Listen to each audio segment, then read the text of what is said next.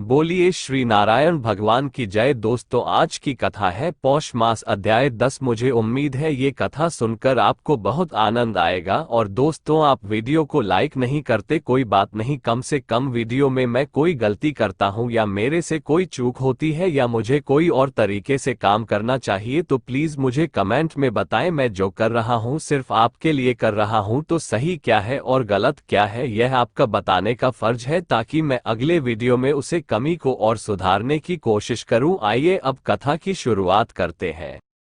नारद जी बोले, हे तपोनिधे, परम क्रोधी दूर्वासा मुनि ने विचार करके उस कन्या से क्या उपदेश दिया, सो आप मुझसे कहिए। सूत जी बोले, हे द्विजो, नारद का वचन सुनकर समस्त प्राणियों का हित कर दुर्वासा का गुह्य वचन बद्रीनारायण बोले। श्री नारायण बोले, हे नारद, मेघावी ऋषि की कन्या के दुख को दूर करने के लिए दुर्वासा ऋषि ने जो कहा वह सुनो। दुर्वासा ऋषि बोले, हे सुंदरी, गुप्त से भी गुप्त उपाय मैं तुझसे कहता हूँ।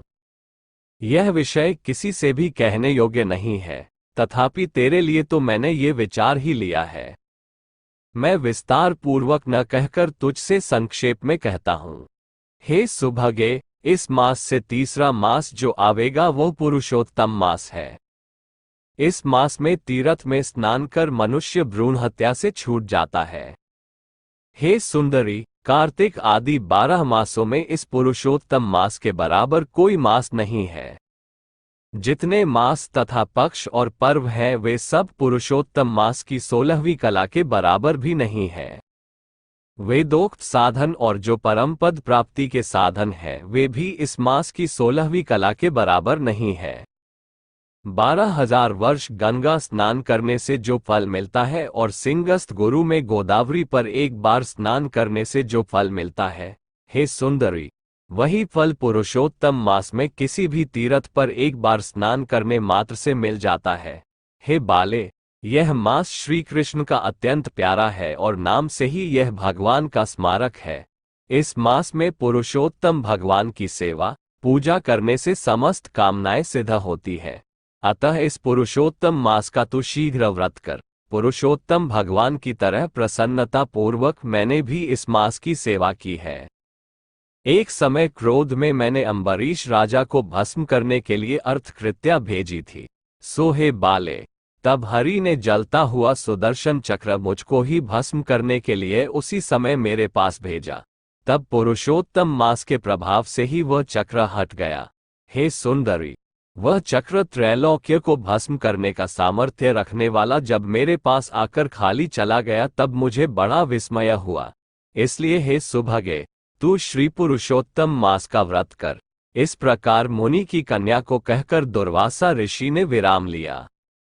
श्री कृष्ण जी बोले, हे राजन, दुर्वासा का वचन सुन भावों की प्रबलता के कारण असूया से प्रेरित वह कन्या मूर्खतावश दुर्वासा से बोली।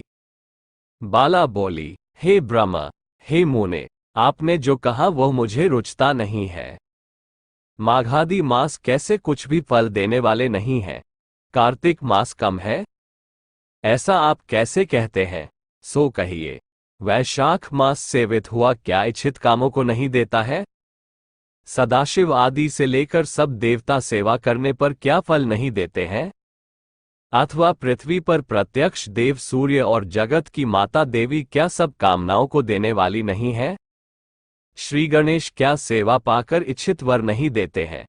व्यतिपात आदि योगों को और शर्व आदि देवताओं को भी सबको उल्लंघन करके पुरुषोत्तम मास की प्रशंसा करते क्या आपको लज्जा नहीं आती है? यह मास तो बड़ा मलिन और सब कामों में निंदित है। हे मुने, इस रवि की संक्रांति से रहित मास को आप श्रेष्ठ कैसे कह सकते हैं?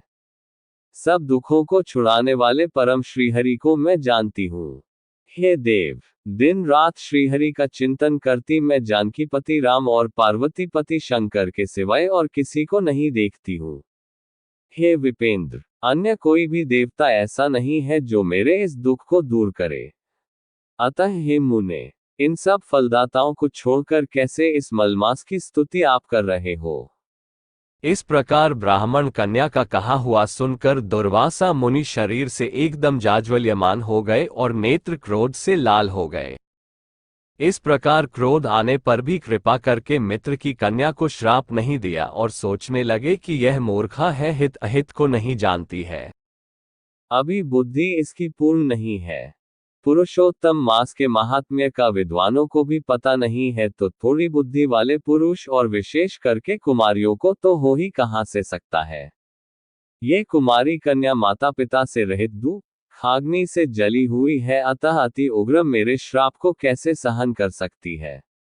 इस प्रकार सोचकर कृपा से मन में उठे क्रोध को शांत किया और स्वस्थ होकर दुर्वासा मुनि उस अति विह्वल कन्या से बोले।